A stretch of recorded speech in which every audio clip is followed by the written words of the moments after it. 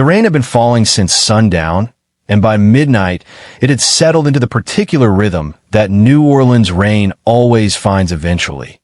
Not a storm anymore, just a presence. A warm, insistent reminder that this city existed below the water and had simply decided not to acknowledge the fact. It came down against the tall, arched windows of the Crescent Palace Hotel and Casino, streaking the old glass in long amber lines that blurred the glow of Bourbon Street beyond into something impressionist and ancient. Inside, the lobby held its heat the way grand old buildings do. Not from modern climate control, but from sheer accumulated mass, a century of marble and mahogany trapping warmth the way they trapped stories, without effort, without choice. The staff moved quietly at this hour. A night clerk shuffled papers behind the long front desk, beneath a painting of Louis Armstrong that had hung there so long it had darkened at the edges like a photograph left in a wallet. A doorman stood at his post with the practiced stillness of a man paid to be invisible. It was the kind of quiet that jazz towns manufactured at midnight. The music had moved indoors. The streets were clearing. The city was changing shifts. Elias Easy Delacroix did not notice the quiet. He moved through spaces like this the way smoke moves through a room, without urgency, without announcement, occupying every corner before you realized it had arrived. He came through the main entrance at 12 past midnight. His cream linen suit was unrumpled despite the hour, his open collar showing a gold chain in his throat, the rain having barely touched him in the few steps between the town car and the door. His silver hair was cropped close at the temples. On his wrists and the backs of his hands, old burn scars surfaced at the borders of his shirt cuffs. Marks that had accumulated over a life most people in this lobby would not survive a single chapter of. A man named Marcus followed him at a respectful distance. He always did. The staff noticed Elias the way trained staff always notice men like him. Carefully, peripherally, without making it obvious. He had been coming to this hotel since before most of them were born. He had sat at the bar during Hurricane Betsy, they said. He had shaken hands in the back parlor with men whose names were now on courthouse buildings. To the front desk, he was Mr. Delacroix, a guest with a standing reservation and an account that had never once been questioned. That was enough. That was all they needed to know. Elias's mind was already in the back room. A meeting waited for him on the mezzanine level. A dispute between two promoters, a recording contract gone sideways, and a club owner who had made the specific mistake of shorting the wrong trumpet player on royalties. Elias had been called in not as a lawyer or a mediator, but as the kind of presence that made disputes resolve faster.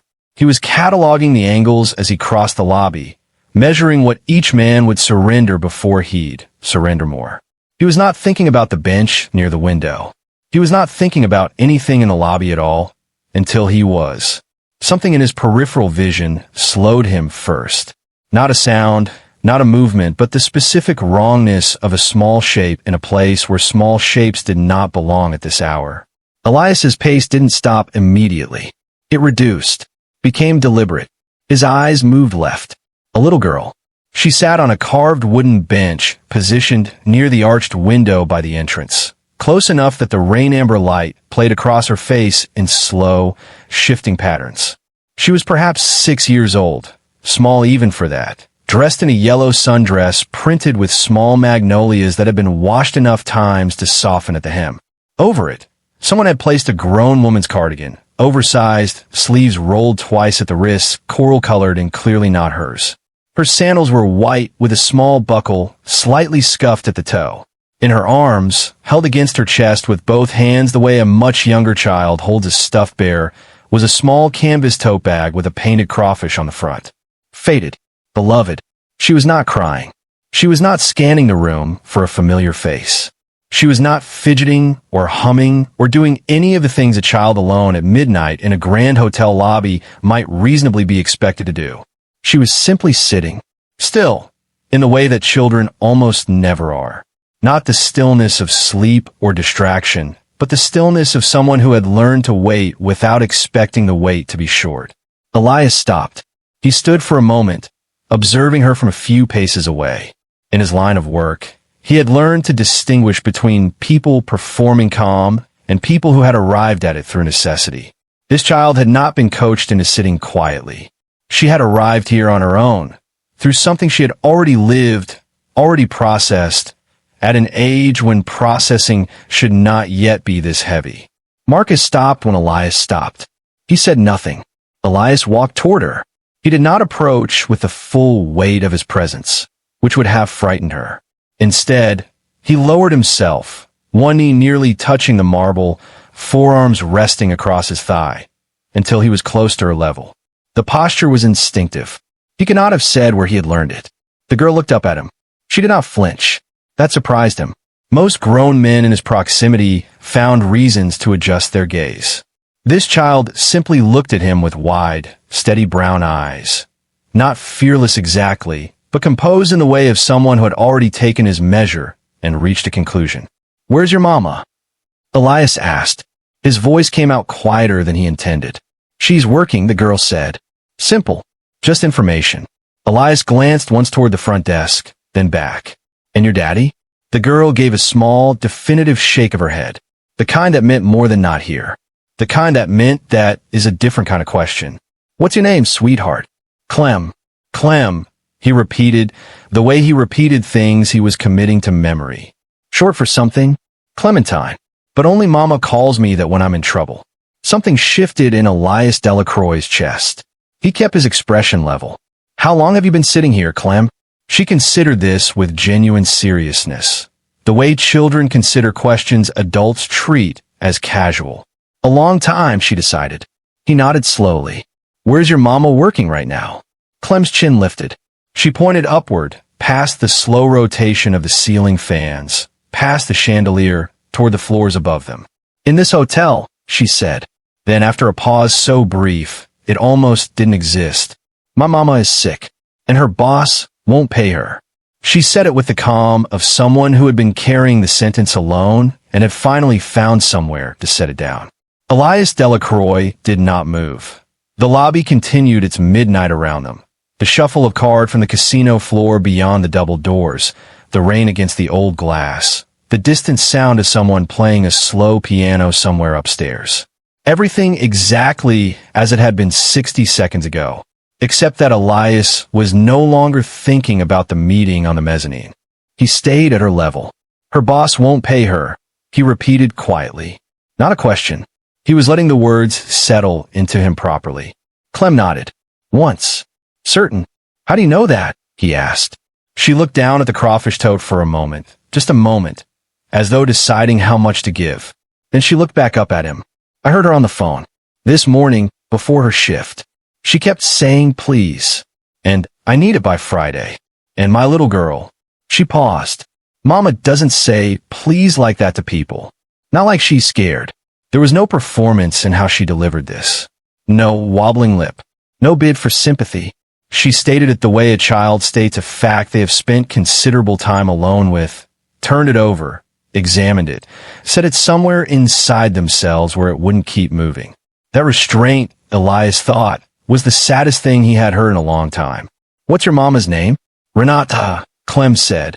Then, after a breath, "Renata Arsenault. But the people here call her Rena.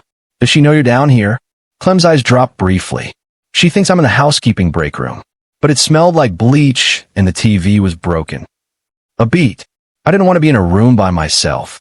So she had come down here instead, to a lobby full of strangers, to a wooden bench beside a rain-streaked window, because a room full of people she didn't know felt less lonely than an empty one.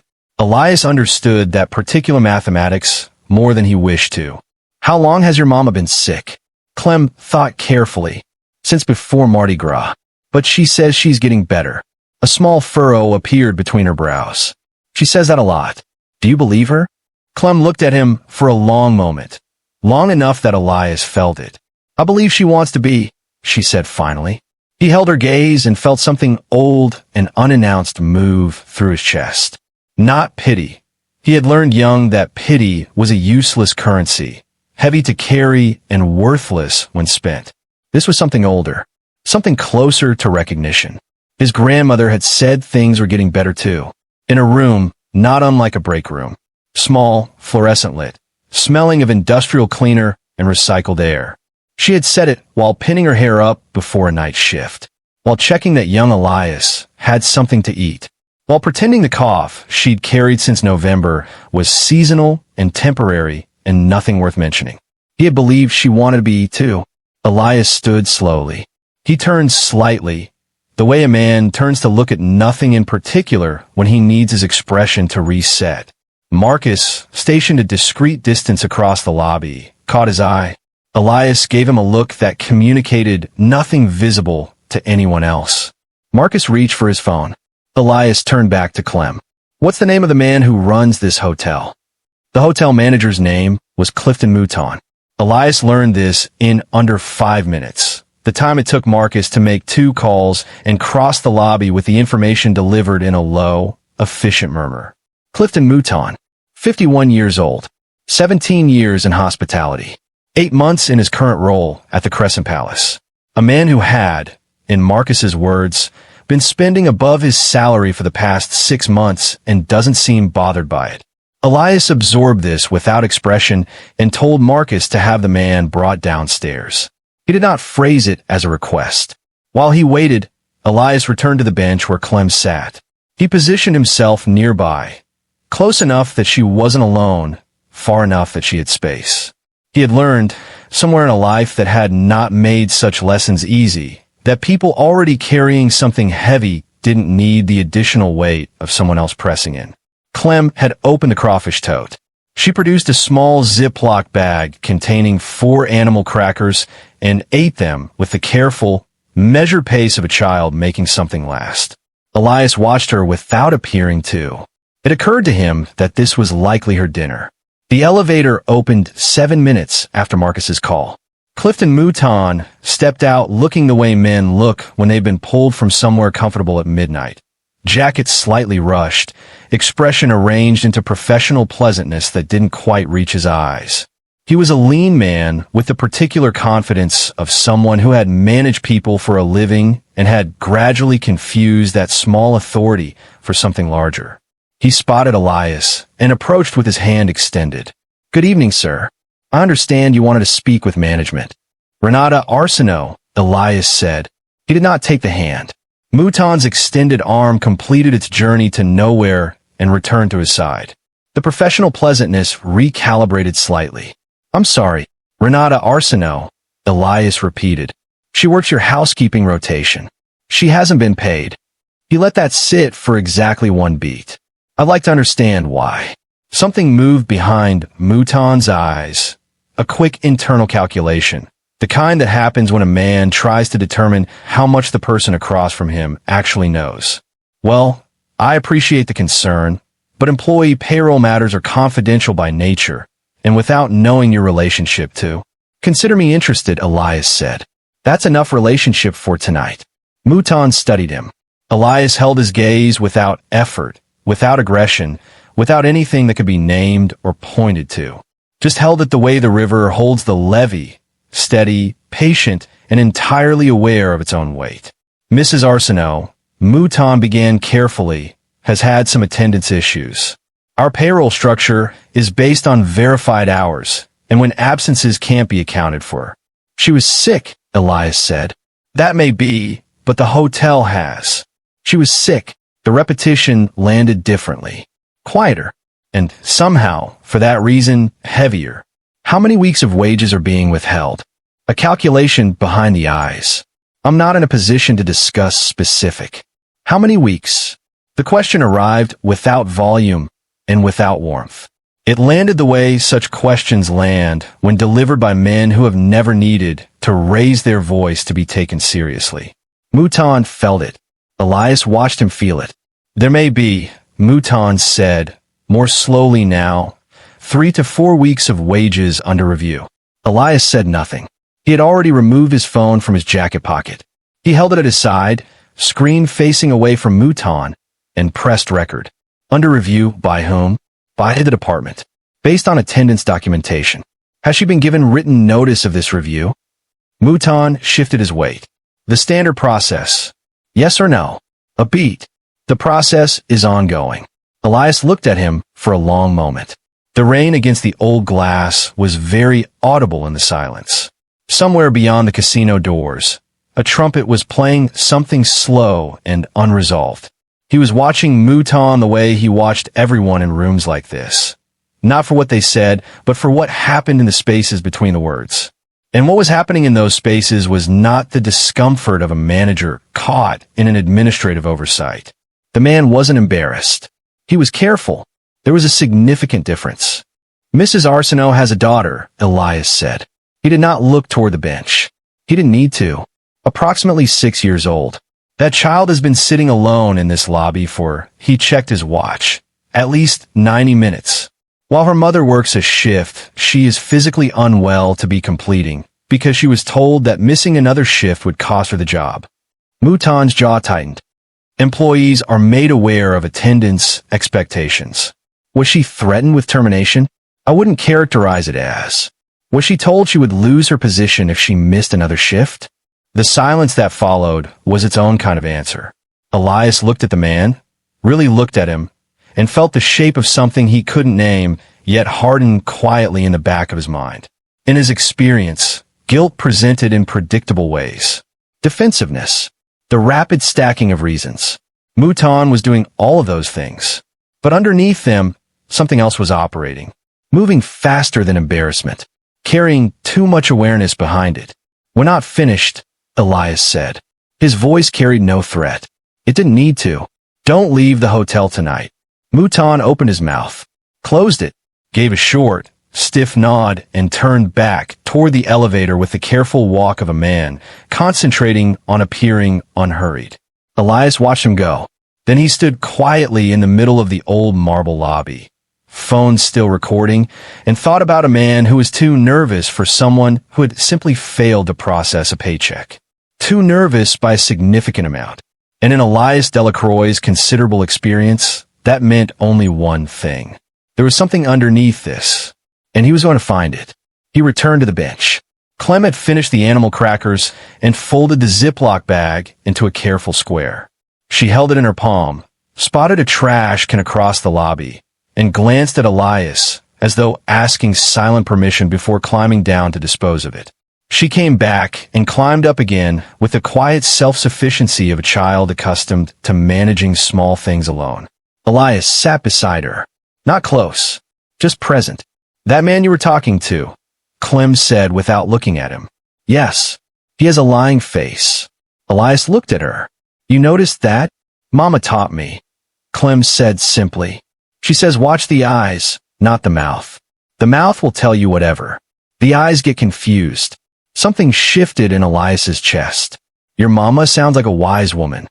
Clem nodded with the solemn certainty of someone confirming an established fact. She knows the words to every Irma Thomas song, even the ones they don't play on the radio anymore.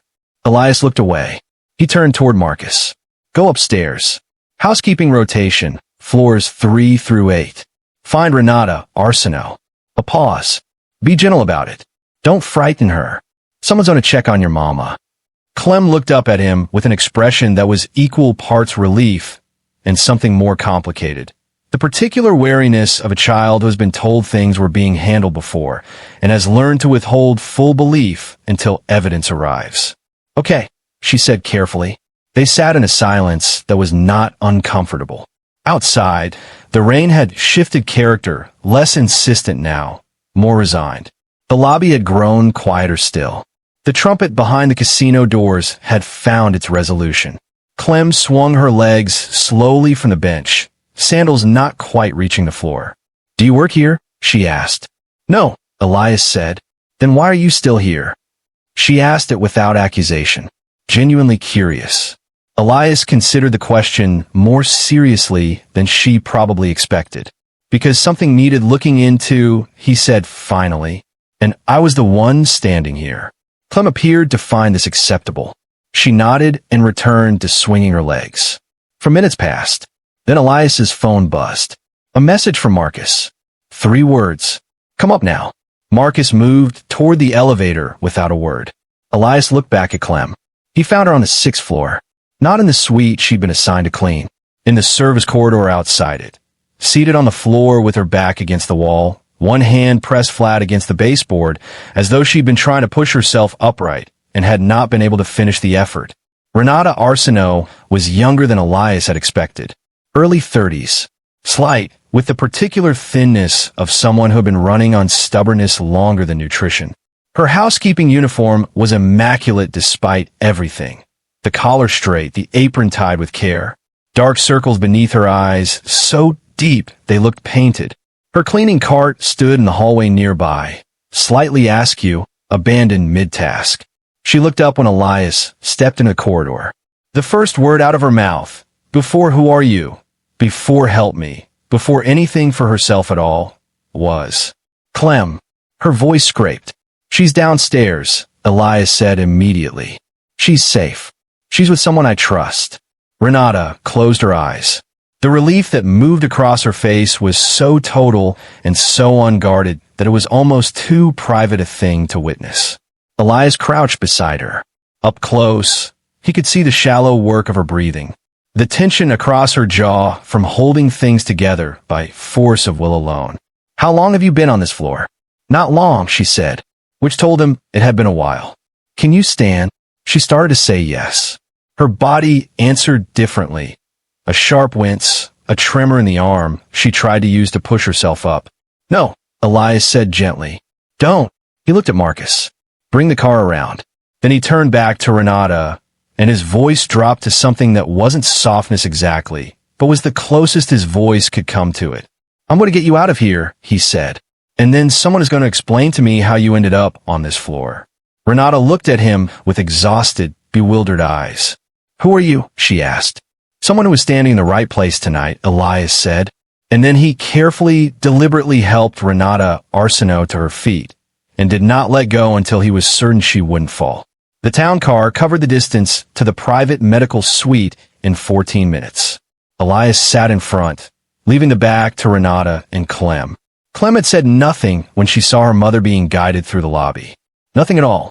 She had simply slid off the bench and walked directly to her mama and pressed herself against Renata's side with a ferocity that required no words. Renata's arm had come around her automatically, the way breathing is automatic.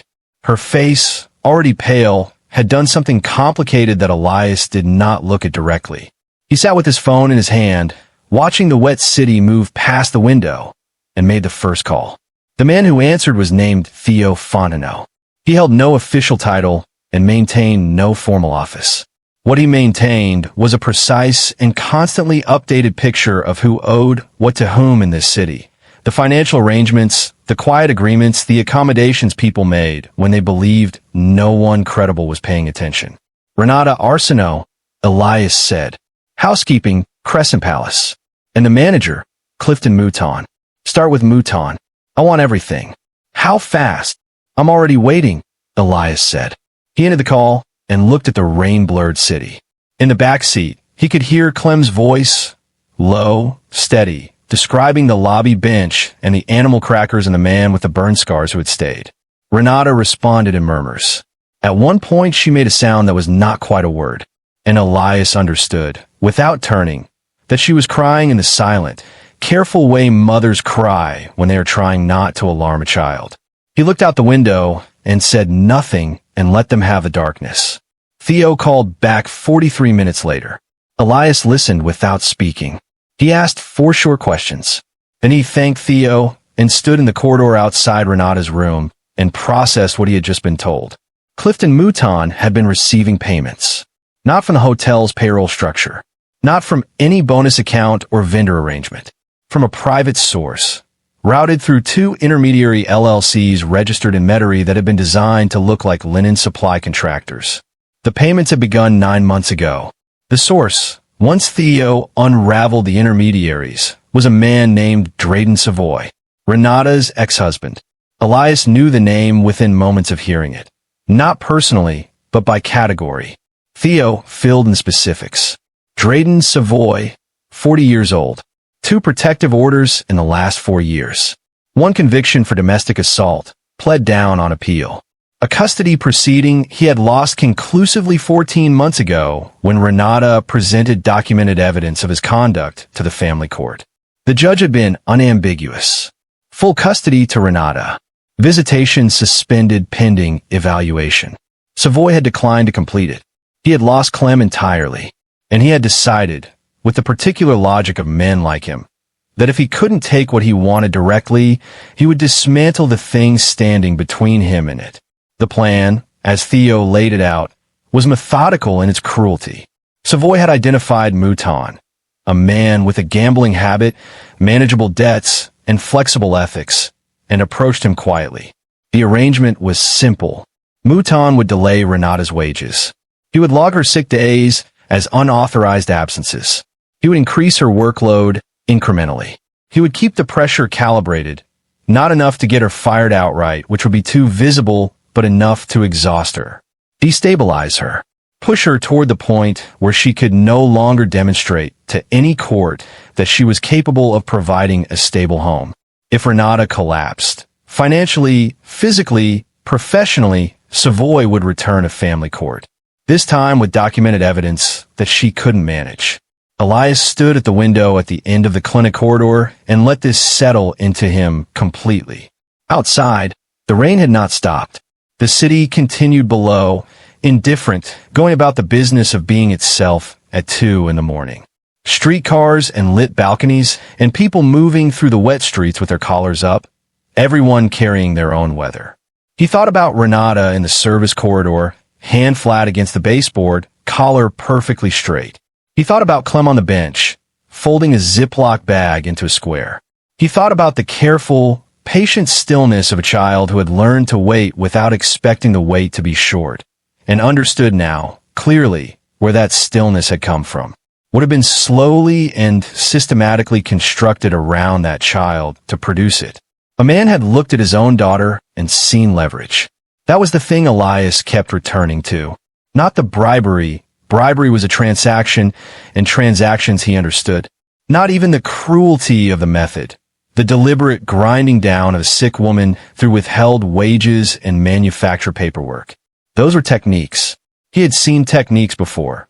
What stopped him in the window, what he kept returning to, was the specific coldness required to look at your 6-year-old daughter sitting alone at midnight in a hotel lobby and consider that useful. Elias Delacroix had known many dangerous men. By most reasonable definitions, he was one himself.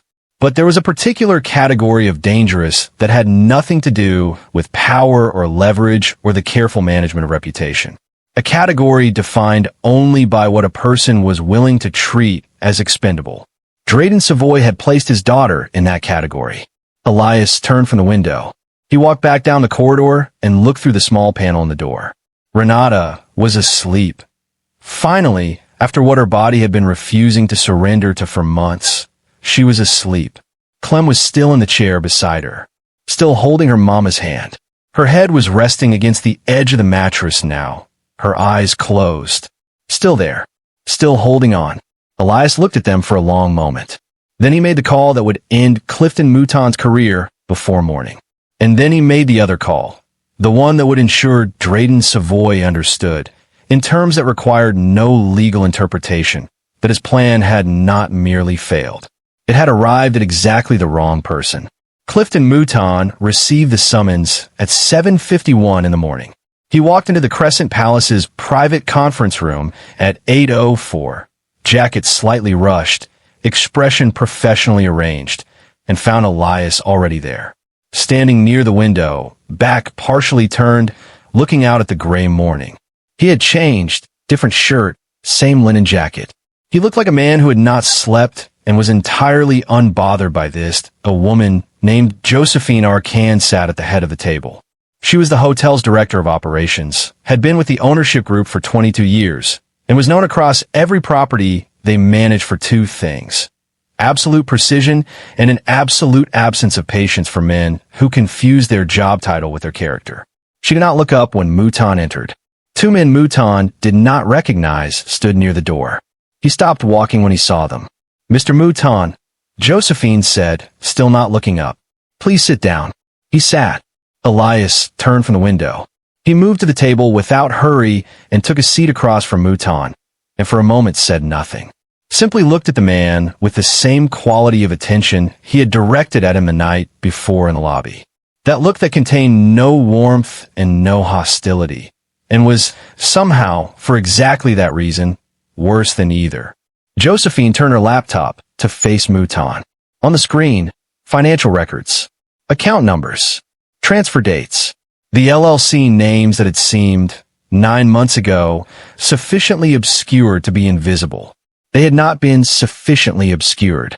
8 months of payments, Elias said, received from intermediary accounts registered to linen contractors that do not exist, originating from a private account held by a man named Drayden Savoy. A pause. You know that name. It was not a question. The color had begun leaving Mouton's face in the specific way color leaves faces when the body understands something before the mind is ready to accept it. I want to be clear about what this meeting is, Elias continued. His voice was level, unhurried, carrying the particular calm of a man who had already determined every outcome and was now simply administering the sequence. This is not a negotiation. It is not an opportunity to provide context. It is a notification. He folded his hands on the table. By 9 this morning, Renata Arsenault will have received every dollar withheld, plus compensation. By 10, your access to every system in this hotel will have been revoked. By 11, you will have been formally separated from your position with cause, and the documentation supporting that separation will be filed with the appropriate bodies. Mouton's mouth opened. The cause, Elias said, before anything could emerge, will be recorded accurately. Acceptance of bribes, deliberate manipulation of employee records, complicity in a scheme designed to deprive a seriously ill single mother of her income, and ultimately of her child. You let that sit. That will follow you. You can't. Mouton stopped. Who are you? Your guest. You have no authority here. He has every authority here, Josephine said. She delivered it without looking up. The flatness of it was more devastating than any elaboration would have been. Mouton looked at Elias. Elias said nothing. He did not reach for a title or a credential. He simply held the man's gaze and allowed the silence to do what silence does when it occupies a room alongside someone who is completely comfortable inside it. 11 seconds. Then something in Mouton's face gave way, small but total, like a load-bearing wall that had been supporting something too heavy for too long and had quietly, finally, surrendered. Josephine closed the laptop. Security will escort you to collect your personal items. You have 30 minutes. She stood, gathered the file, and left. The two men by the door stepped forward. Mouton rose slowly, the way a man rises when his legs are doing work his mind has abandoned. He looked at Elias once more. A final, complicated look that contained several things Elias had no interest in receiving. Then he was gone. Elias remained seated. He looked at the empty chair across from him, at the gray morning light coming through the conference room window, at the old city below beginning to move. His phone buzzed. A message from the clinic. Renata is awake. He read it twice. Then he stood, straightened his jacket, and allowed himself one thing he very rarely allowed, a slow, quiet exhale that carried with it the particular relief of a weight that had been correctly set down. Mouton was finished, but there was still someone else. And that conversation, Elias thought as he walked toward the door, would require a very different room. Drayden Savoy opened his apartment door to find two men in the corridor he had never seen before. Large men, with the specific stillness of people for whom stillness is professional. One of them spoke. Mr. Savoy. Someone would like a word. Phrased as a courtesy. Savoy understood immediately it was not one. The meeting took place in a room 12 minutes away, a back office in a building on Magazine Street that belonged nominally to a music publishing company Elias held interest in. Unremarkable. A table, chairs, a window overlooking a narrow street where the morning moved in gray, unhurried streams. Elias was already seated when Savoy was brought in. Savoy was a broad man with the remnants of good looks and the specific expression of someone accustomed to controlling rooms through volume and proximity. 2 protective orders had not adjusted his posture. A lost custody case had not adjusted it. He sat down across from Elias with his jaw set and his eyes already running their calculation. I don't know who you are, Savoy said. Yes, you do, Elias said. You just don't know my name yet. Savoy looked around the room. The two men from his doorway were near the exit. He looked back at Elias, and something in the quality of Elias's attention, that complete, unhurried focus, made the calculation behind his eyes begin running faster. If this is about Renata, it is, Elias said, and it is about Clem. The name landed differently than Savoy expected. He had anticipated legal language, official channels, the vocabulary of process. He had not anticipated the child's name spoken in that tone, quiet and direct, and carrying the full weight of what that name represented. He shifted in his chair. I have rights, Savoy said. Regardless of what Renata has told you, I have legal rights regarding my daughter. You had legal rights, Elias said. You spent them on a bribery scheme. Savoy's jaw tightened. I don't know what you think. Clifton Mouton was dismissed this morning with documented cause. The financial records connecting his payments to your accounts have been filed. The communications between you, a pause, have been recovered. Theo is very thorough. The name meant nothing to Savoy, but recover did. He watched Savoy absorb it. The specific way a man absorbs information that rearranges everything he believed was secured. The set jaw remained, but something behind the eyes had changed. You don't have enough till I have everything, Elias said simply. I need you to understand that clearly before I tell you what happens next. He held Savoy's gaze with the patience of a man who had nowhere else to be. What happens next is this. The documentation goes to your custody attorney, to the family court, and to the Financial Crimes Division. Whatever remained of your visitation rights will be reviewed in light of a deliberate, sustained conspiracy to endanger your own child's welfare. A pause, because that is what it was. You engineered the financial collapse of the only stable parent Clem has. You used your daughter as a pressure point. That is what the documentation shows. That is what it will say. Savoy said nothing. His hands on the table were very still. That is the legal consequence. I am not here to deliver legal consequences.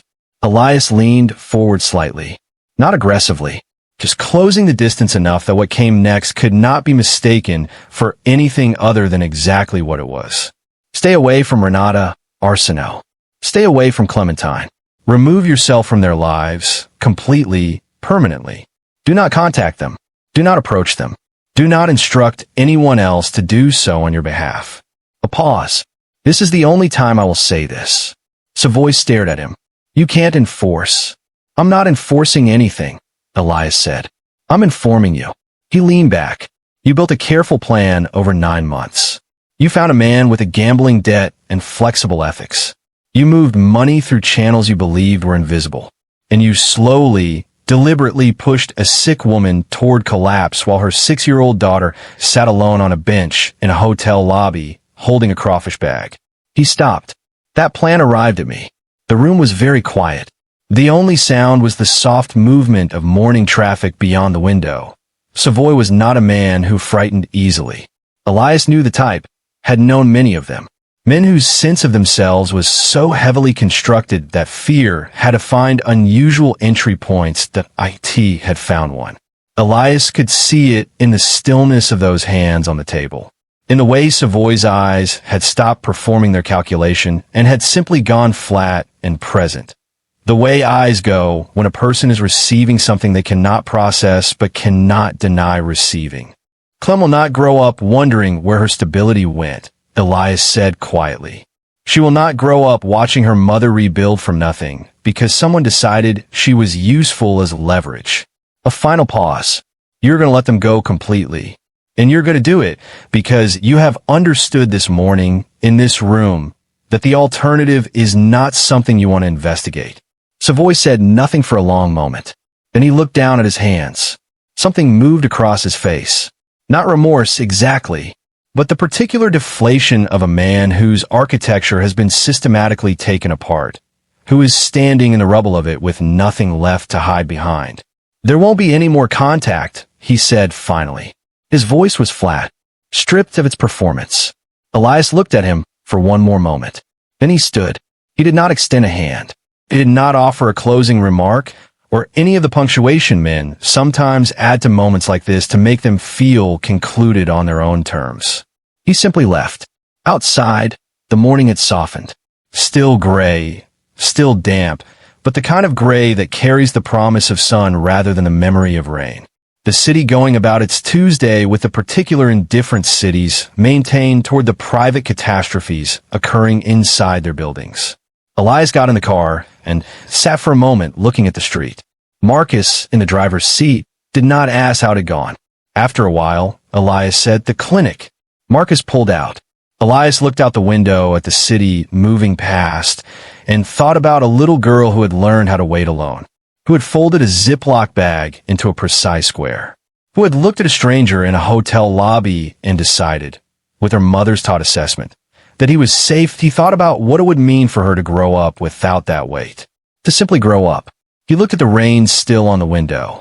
"Faster," he said quietly.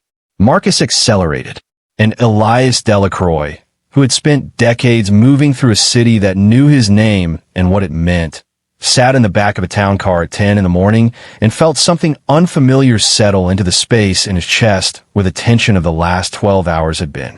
It took him a moment to identify it. It was the specific, uncommon quiet of a thing that had been wrong for a long time, being made right. He did not examine it too closely, but he did not push it away either. He let it stay. Renata woke to the sound of Clem breathing. It was the first thing she registered. Before the unfamiliar ceiling, before the 4-line in her arm, before the warm, quiet room that was clearly not her own. Clem's breathing. That small, even rhythm, completely relaxed in the way children's breathing is relaxed when they feel genuinely safe. She turned her head. Clem was asleep in the chair beside the bed, head resting on her folded arms at the mattress edge, the crawfish toad on the floor beneath her. Her hands were still loosely holding Renata's. Even in sleep, Renata looked at her daughter for a long time without moving. The last clear memory she had was the 6th-floor corridor.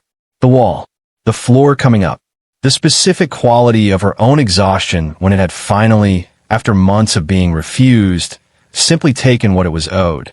She remembered thinking, not about herself, but about Clem in the break room, whether she had found the crackers, whether she was frightened. She had not let herself think about how bad it had gotten until the floor. The floor had made the decision for her. She was still trying to reconstruct everything when the door opened. Elias stepped in quietly. Same linen jacket. A man who had covered significant distance since they had last been in the same space, and covered it entirely on his own terms. He stopped when he saw her eyes open. "You're awake," he said. "Yes." Her voice came out smaller than she intended. "I've been trying to work out how I got here." "My car," he said. "You carried me?" "You walked," he said, "with assistance." She looked down at Clem, still sleeping against the mattress edge. Her throat tightened. "She stayed all night," Elias said, answering the question she hadn't asked. "Didn't leave the chair." Renata pressed her lips together briefly, looked at the ceiling, looked back at her daughter. "She does that," she said quietly. "She stays." "I know," Elias said. He moved to the chair near the window, not the one Clem occupied, and sat down with the ease of a man who had decided this was where he needed to be and saw no reason to qualify it. Renata looked at him properly for the first time. In the corridor the night before, she had only register impressions. Now she looked at him the way she looked at things when she had sufficient stillness to actually see them. "You didn't have to do any of this," she said. "No," Elias agreed. "Then why did you?" He considered the question with a seriousness that made clear he was not going to offer her the comfortable, deflecting answer. "Because your daughter looked up at me," he said finally, "and I recognized something." Renata waited. The way she was sitting, he said, the way she knew how to wait. He paused. "My grandmother worked nights. Cleaning. I used to sit in lobbies and waiting rooms when I wasn't much older than Clem. I knew how to wait too." He said it without performance, without the careful framing people use when they want credit for vulnerability. Just a fact. Renata was very still. "The wages have been transferred," he said quietly. "All of them, plus compensation. The manager was dismissed this morning." She absorbed this. "Savoy," he said, "will not be a problem." The way he said it required no elaboration. Renata understood, with the instinctive comprehension of a person who had spent years distinguishing between promises and certainties. that this was a certainty. She exhaled, long, slow, carrying in it the compressed weight of 9 months. Clem stirred at the sound. Her eyes opened, unfocused briefly, then landing on her mama's face with the instant, complete relief of a child whose internal compass had been pointing in one direction all night and had finally found true north. "Mama, I'm awake, baby." Clem climbed carefully onto the edge of the bed and fitted herself against Renata's side. Renata's arm came around her, her face pressed into Clem's hair. Elias looked at the window, that he gave them the privacy of his attention being elsewhere, which was the most private thing he could offer in a room this size. After a while, Clem's voice came, slightly muffled. "I told you he would help." Renata made a sound that was part laugh, part something else entirely. "Yes," she said softly. "You did." Clem lifted her head and looked across at Elias with a direct, evaluating gaze that had stopped him in the lobby. "Are you going to visit us?" she asked. "The hotel owner has offered your mama a different position," Elias said. "Better hours, better pay, if she wants it." Renata looked at him. "And if I want it," he said, "then Clem would visit the hotel sometimes. I have meetings there occasionally." Clem considered this with great seriousness. "Okay," she decided. Renata looked at him across the room, across the distance between his chair and the bed where she held her daughter, and the look she gave him was too layered and too honest to be reduced to any single expression. "Thank you," she said. Simply, completely. Elias gave a small nod. He looked at his hands for a moment. Then he looked at Clem. "Eat something," he said. "You've been in that chair all night." Clem considered pushing back on this, then apparently decided against it. "Can it be the good breakfast?" she asked. "With the biscuits?" Elias stood from the chair. "I'll tell them," he said, and he walked to the door and stepped out into the corridor and stood there for a moment in the quiet hallway, his hands still on the doorframe, his eyes on the middle distance. Something had shifted in the architecture of the last 18 hours. He could feel it, not dramatically, not with the weight of revelation, just the quiet, solid sense of a thing that had been set right, of a call made at the right moment, of a lobby crossed at the right time, of a man who had learned, a long time ago, how to wait, and had grown into someone who no longer had to. He straightened and went to arrange breakfast. The Crescent Palace looked the same on the morning Charlotte returned. That was the thing Renata noticed first. The lobby unchanged.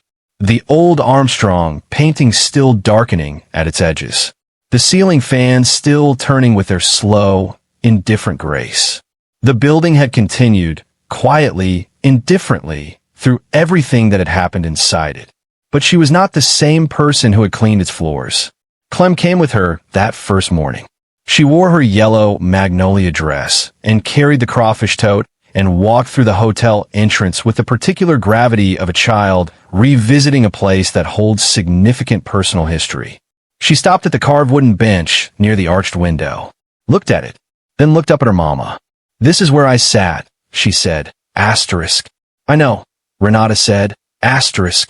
Clem studied the bench with an expression that was difficult to read, something between solemnity and a quiet pride, as though the bench represented something she had done that she understood, in retrospect, to have mattered. Then she moved on. Elias arrived at the hotel at 11.